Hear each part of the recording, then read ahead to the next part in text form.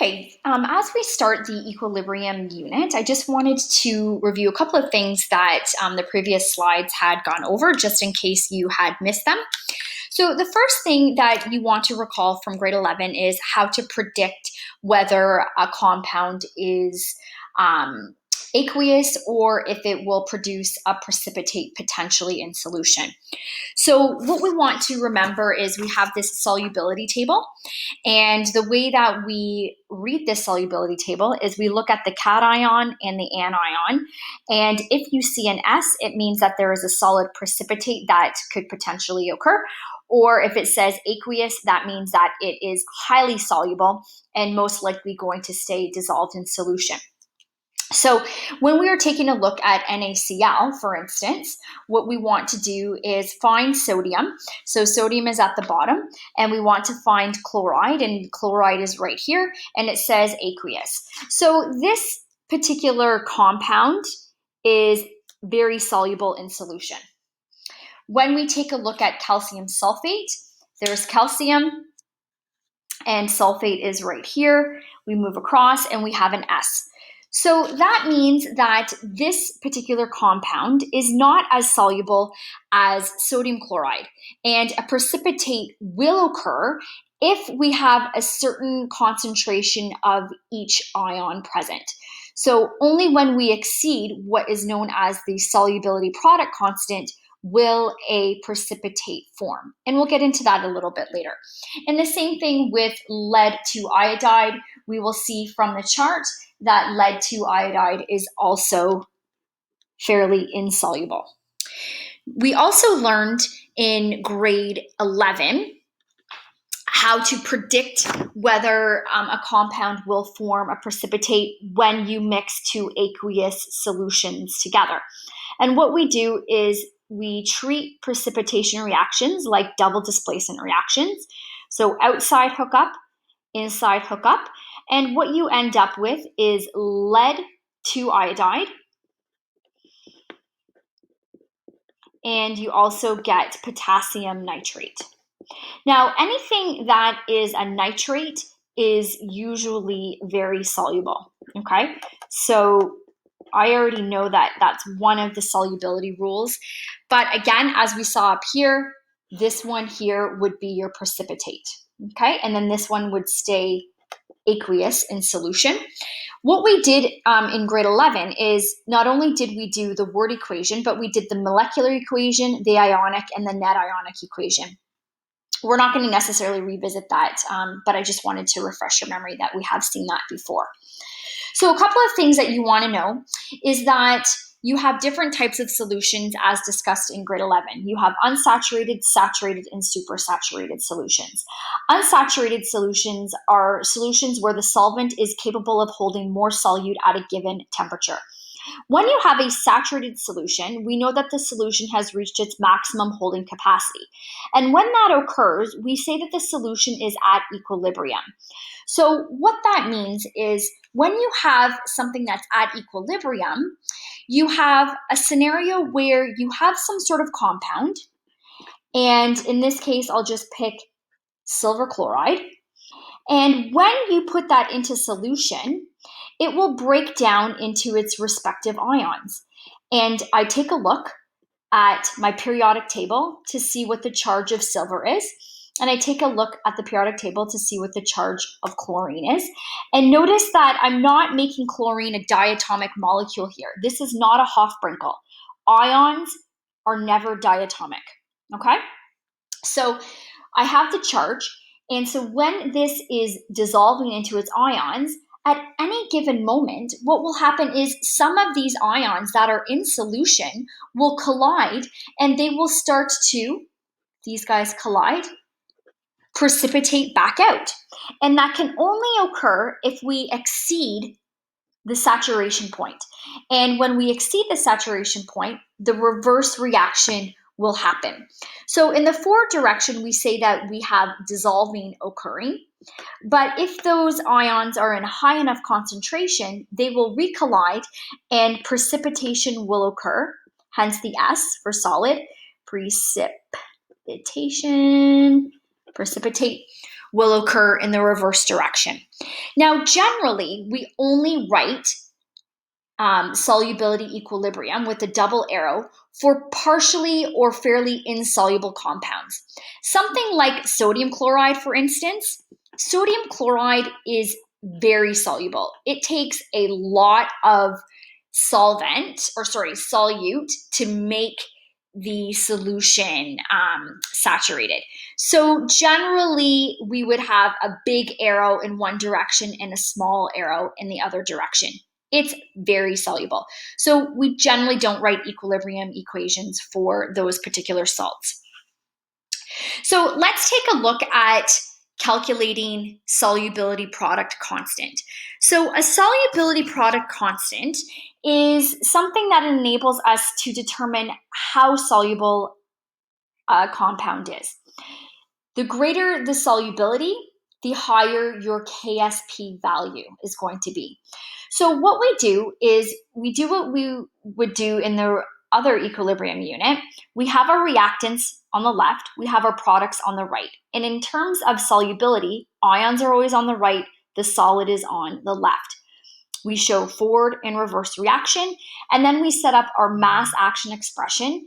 So we set this equal to products over reactants. You're going to notice that there are no reactants in the denominator because this is a solid. So solubility product constant is only ever equal to the concentration of each of your ions raised to their exponent. So here's an example for you. Calcium hydroxide, when it dissolves or dissociates into its respective ions, notice that calcium has a charge of +2. So I look to here before the crisscross happened, or I look on my periodic table. Hydroxide is one of your polyatomic ions. It would be on your polyatomic ion chart. It has a charge of -1. I see that for every one calcium hydroxide molecule, you will get 2 hydroxides dissociated, hence why you have to put a 2 in front, and 1 calcium ion is liberated. When you set up your expression, this is what you will get. So if I was to write the solubility product constant for silver chloride from what I had done previously, again, you can show silver chloride dissociating into its respective ions, into silver ion with the aqueous, plus the chlorine ion, A-cube. The Ksp expression for this would just be the silver ion raised to the power of 1, and I put the charge inside the bracket, times the chloride ion raised to the power of 1. So there's the expression for that one. Now, in this case, they want you to calculate the Ksp. So how do you go about doing that? In this particular question, they tell you that the solubility of silver chloride is 1.9 times 10 to the -5 grams per liter. So this is how much you would have to weigh out to put into a liter for it to become saturated, meaning what mass you would need in order for it to come to an equilibrium where the rate of dissolving is equal to the rate of precipitating. Now, in order to solve for Ksp, you need to have concentration in moles per liter. So what you're going to have to do in this particular scenario is you have to convert grams per liter into moles per liter. So we need to remember that concentration equals moles over volume, and volume is in liters. You are given mass. The mass is 1.9 times 10 to the -5 grams, and you are given volume is per liter, so that means you have 1 liter. How do I convert mass into moles? What you need to recall is that moles is equal to mass divided by molar mass. What I will do is I will look up the molar mass of silver chloride, and on the periodic table, that ends up being 143.32 grams per mole. So when I enter that in on my calculator, I get 1.3257, I'll just sort of cut it off, times 10 to the -7 moles.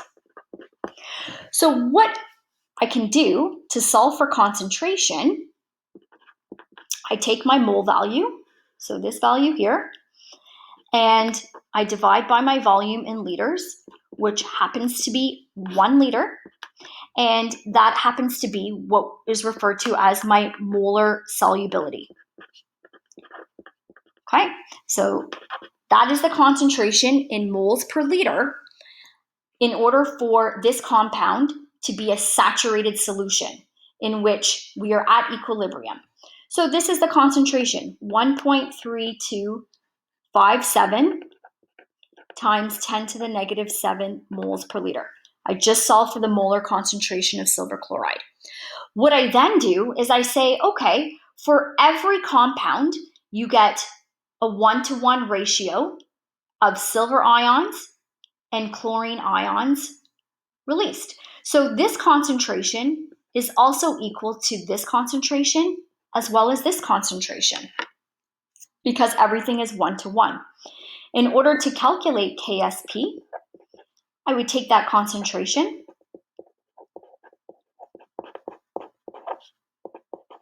and I multiply it by the same concentration for chlorine. Now what I can do is, because it's the same value, I can just square that.